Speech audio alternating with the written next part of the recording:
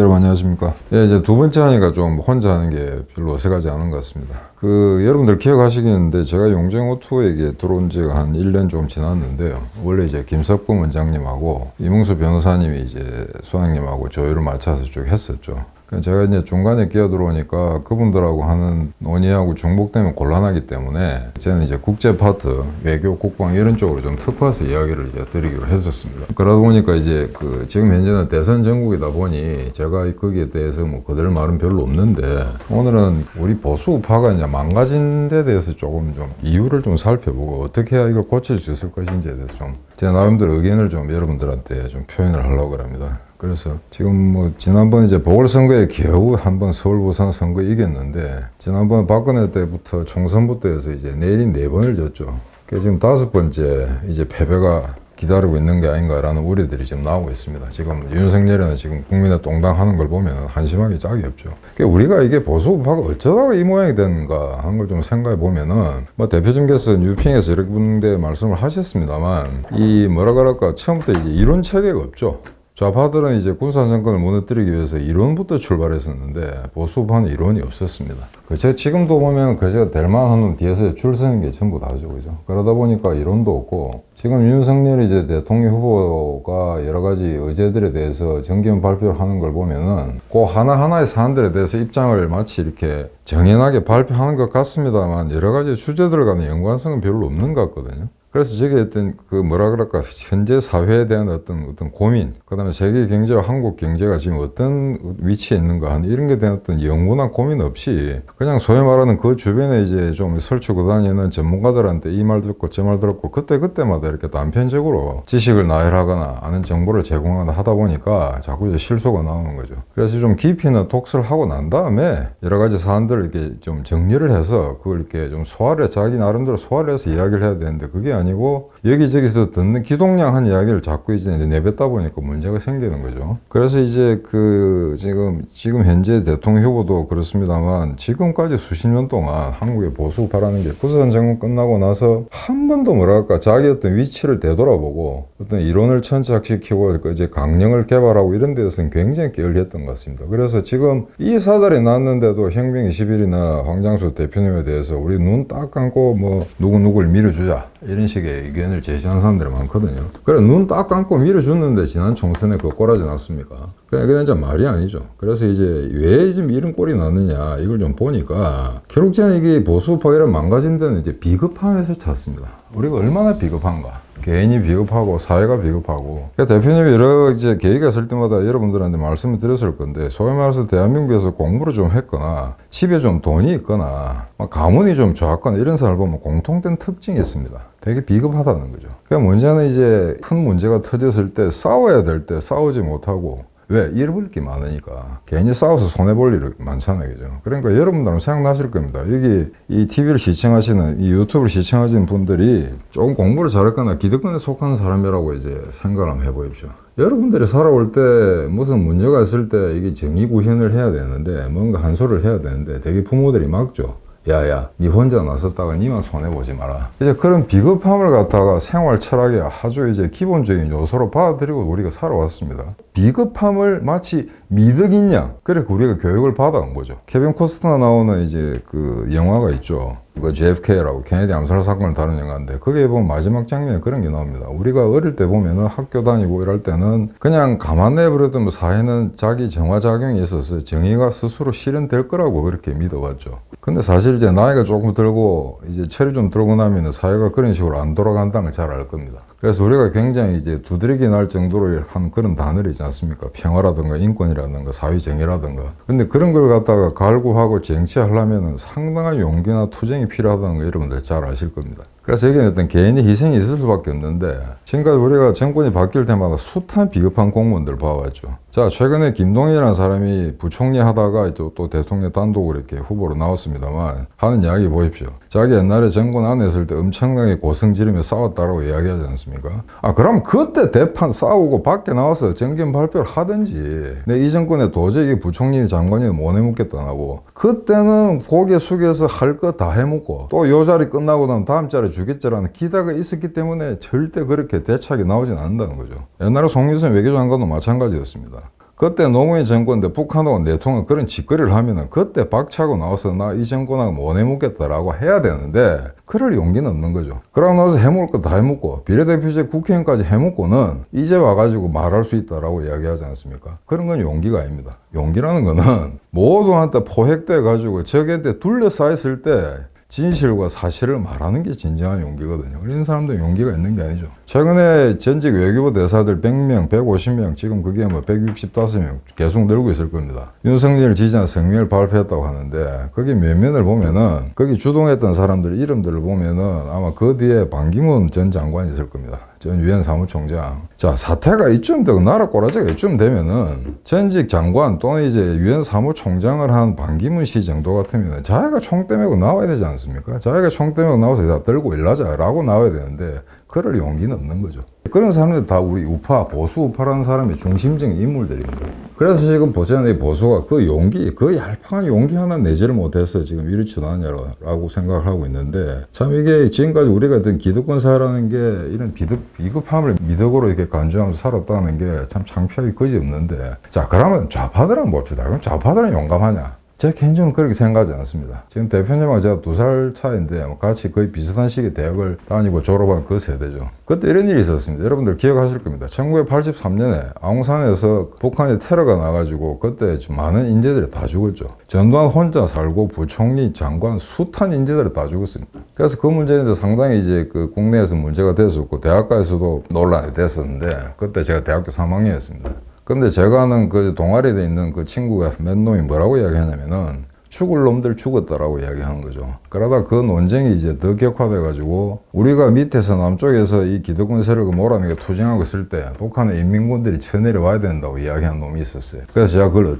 어쨌겠습니까? 아주 그냥 얼굴에 눈, 코, 이 위치가 바뀔 정도 두드려 팼죠. 그다음 안경을 뽑아가지고 귀에 꽂았습니다. 지금도 귀 잘 안 들릴 겁니다. 그런데 내가 이놈들이 얼마나 비겁하냐는 것을 깨달았냐면은 제 주변에 10명 정도의 운동권들이 있었거든요. 자칭 극렬 운동권들. 한 놈도 대든 놈이 없어요. 제가 이소룡도 아닌데 11명, 12명이 싸울 수는 없지 않습니까? 두드려 펼 수도 있는데 한 놈도 나선 놈이 없어요. 좌파도 비겁하게 마찬가지입니다. 지금 소위 말해서 우리나라의 기성구조, 좌파 기성구조 안에서도 실제 빨갱이 몇 명 되지는 않는 걸 알고 있어요. 그런데 주사파들, 친부 이런 애들이 정권을 잡고 그런 식으로 전국을 이끌어 가니까 거기에 이탈되면 곤란하다. 그러면 한국 좌파 운동권에서는 친북을 하지 않으면 자기 편으로 받아들여지지 않습니다. 라고 하다 보니까 자기 양심하고는 관계없는 일을 그런 어떤 의견들을 내는 거죠. 그리고 그에 따라서 추종하고 그런 사람들을 추종하고 지금까지 살아오는 거예요. 따라서 대한민국이나 이 땅에서는 보수 우파뿐만 아니고 좌파 역시 마찬가지입니다. 똑같이 비겁한 종자들입니다. 그래서 이런 생각을 해봤습니다. 제가 지난번 카톡 시간에 이야기한 적이 있는데 과연 동양인들이 용감하면 이 문제에 대해서 서양인들과 똑같은 치유를 누릴 수 있느냐? 저는 그렇지 않다고 생각합니다. 아주 대표적인 예를 하나 제가 예를 드릴게요. 옛날에 인도네시아 옆에 그 동티모르라고 조그만 이제 독립국가가 있죠. 그 나라가 독립하기 전에 인도네시아가 박해를 가해가지고 테러가 나고 이제 군대를 보내고 여러 가지 안 좋은 어떤 그 사건들이 많았습니다. 반인륜적인 그런 테러도 나고요. 강간도 나고 굉장히 많았었는데 그 지역에 이제 유엔에서 나온 이제 감시관들이 있었죠. 그래서 사태가 심각해지니까 철수해야 되냐, 계속 우리가 남아 있어야 되냐 논란이 생긴 겁니다. 그랬더니 소위 말해서 머리 노랗고 얼굴 흰 백인들은 여기 남아야 되겠다라고 이야기하고 주로 아시아계들은 자기 본국으로 돌아가야 되겠다고 이야기한 겁니다. 그런데 그 이유를 가족을 댑니다. 어떻게 이야기를 하냐? 자, 아시아계 여기서 이렇게 위태롭게 있는 게 아니고 빨리 집으로 고국으로 돌아가야 된다고 주장하는 이 아시아계 황인종들은 자기가 돌봐야 될 가족과 새끼가 있기 때문에 내가 이 자리에서 빠져나가야 된다고 이야기합니다. 이게 이 동아시아 사람들의 이제 주장이었죠. 그런데 똑같은 논리를 가족을 대면서 우리는 반드시 여기 남아서 싸워야 된다고 하는 게 백인들이었습니다. 그 사람들 이야기는 뭐냐면은 내가 이런 상황에서 본국으로 돌아가면은 내 자식 볼 낯이 없다라고 이야기하는 거죠. 왜? 아빠는 비겁하게 돌아왔으니까. 백인들은 이 정도로 명예를 존중합니다. 제 생각에는 최소한 제 경험으로는 아시아계 어떤 나라보다도 백인들이 월등히 그런 문제에는 더 중요한 가치를 부여하거든요. 제가 미국에 있을 때도 육군인가 공군 별 3개 중장 사령관이었던 뇌물수수권 때문에 구설수에 올랐는데 자기 스스로 목숨을 끊더라고요. 나는 무죄인데 내가 아무리 무죄를 증명해봐야 입증이 안 되니 내가 죽음으로써 나의 무죄를 입증하겠다고 했거든요. 이건 일본의 사무라이들이나 할 수 있는 일인데 당시 미국의 현직 장성들이 했거든요. 자, 그런데 우리 한번 봅시다. 지금 이 정권 문재인 들어서고 나서 숱한 여러 가지 이제 난리들 있거든요. 스캔들이니 어떤 그 여적죄에 해당하는 그런 반역죄에 해당하는 일들이 많았음에도 불구하고 어느 장관 하나 스스로 사표 낸 놈 한 놈도 없거든요. 이런 나라는 없습니다. 과거에 1948년에도 대한민국이 이렇게까지 비겁하지 않았었거든요. 근데 다들 이야기하죠. 조그만 말단 공무원부터 중견 관리자들까지 왜 용기를 내서 기능기고 아이들은 아니라고 말을 못하느냐고 하면 목구멍이 포도청이라고 이야기합니다. 제가 제일 듣기 싫은 말은 목구멍이 포도청이라는 이야기거든요. 이게 재미식에 나오나 아마 넘버3라는 영화에 나올 겁니다. 아마 기억하실 겁니다. 거기 보면은 죄는 뭐 죄가 무슨 죄가 있냐라는 이야기를 우스갯소리를 하는 경우가 있죠. 그래서 죄는 미워하되 뭐 죄를 지은 사람을 미워하지 말라 이런 식인데 그게 자기가 제일 듣기 싫다고 얘기했거든요. 제 역시 마찬가지입니다. 목구멍이 포도청이다. 아 새끼 자식 새끼 가족 미기 살려고 나 나쁜 짓 하고 있고 어떤 악행을 저지른 나 눈을 감겠다. 그걸 변명이라고 하고 자빠졌거든요. 여러분들 한 번 비겁한 인생은 영원히 비겁한 인생으로 낙인 찍힙니다. 제가 한 예를 들겠습니다. 지금 문재인 정권뿐만 아니고 전에 보수 정권 박근혜라든가 그 이전에 이명박이라든가 그때도 이제 대중 문제에 있어서 굉장히 굴욕적인 일을 당했죠. 특히 북한 문제에 있어서도 천안함 사태 같은 게 나왔는데 한국은 아무 짓도 못했거든요. 그러다 아무것도 안 하겠던 그 굴욕감, 그 다음에 사드 문제 때문에 한한령 내려갔을 때 박근혜 정부가 아무 조치도 취하지 않은 이런 것들, 이거는 영원히 기록으로 남습니다. 기록으로 남을 뿐만 아니라 그때 우리를 저열한 인간들로 보던 어떤 우리의 적대시하는 집단들 또는 우리의 우방국들까지 우리를 졸렬한 존재로 보거든요. 이거는 되도록킬 수가 없습니다. 여러분들 생활을 하면서 사회 살아가면서 답을 하다가 돈을 벌기도 하고 잃기도 하죠. 잃어버린 돈은 나중에 되찾으면 되고 또 주식에서 실패한 경우에도 나중에 또 잘하면 주식에서 성공을 할 수도 있습니다. 하지만 자존심을 굽히거나 한번 비겁한 자로 낙인 찍히고 나면 그거는 기후 되돌릴 수가 없습니다. 2차 대전 때 제가 잘 듣는 이유 중에 아마 여러 가지 백수십 개 국가들이 참전을 했는데 가장 비겁한 군대가 이탈리아 군대였거든요. 그 이탈리아 가장 싸움 못한 이탈리아 군대가 전술적으로 가장 그때는 독일군과 동맹국이었다는 게 참 역사적 아이러니입니다만 이 사람들이 얼마나 비겁하게 어떤 행동하고 삽질을 했는가 하는 거 지금 역사적 기록이 다 나와 있거든요. 그 기록은 사라지지 않습니다. 한번 기록된 건 영원히 사라지지 않습니다. 그러니까 우리 보수 우파들 또 개개인을 비롯해서 그 다음에 정당 이런 것들을 얼마나 그간에 이제 비루한 모습을 보여왔던가. 그러니까 좌파들이 조롱하는 거죠. 그러니까 자기들이 30년간 더 지배할 수 있다고 이야기하는 겁니다. 그러니까 이런 상황에서 그럼 보수 우파가 어떻게 할 거냐. 지금이라도 늦지 않은데 여전히 그런 어떤 자존심이라든가 그 다음에 어떤 한국 사회가 갖고 있는 한국 국가체가 갖고 있던 위기의식 이런 데에 대한 진정한 자성이나 고민은 없는 것 같습니다. 그런데 우리를 한번 봅시다. 그나마 이 험악한 이 참 험난한 이런 조건 하에서도 혁명20을 싸우고 있거든요. 그래서 제가 대표님을 대표해서 단언하건대 감히 이런 말씀을 드렸는데 이 상황에 혁명20일에 가입하신 것만 해도 여러분들은 용감한 분들입니다. 왜냐하면 혁명20은 여러분들이 아무리 용감하게 싸워도 대가를 지불할 자산이 없습니다. 여러분들이 잘한다고 그냥 격려 말로만 할 뿐이지 우리가 무슨 큰 돈을 이용해서 여러분들 그랬는데 대가를 지불할 수도 없는 상황이에요. 그러니까 여러분들 그걸 잘 아실 겁니다. 우리가 져서 딱히 뭐 잃어버릴 것도 없고 이겨서 어떤 뭐 특별한 어떤 재력이나 그 다음에 어떤 눈에 보이는 그런 물질적 이득을 추구하는 집단이 아니라는 건 여러분들 잘 아시지 않습니까? 그죠?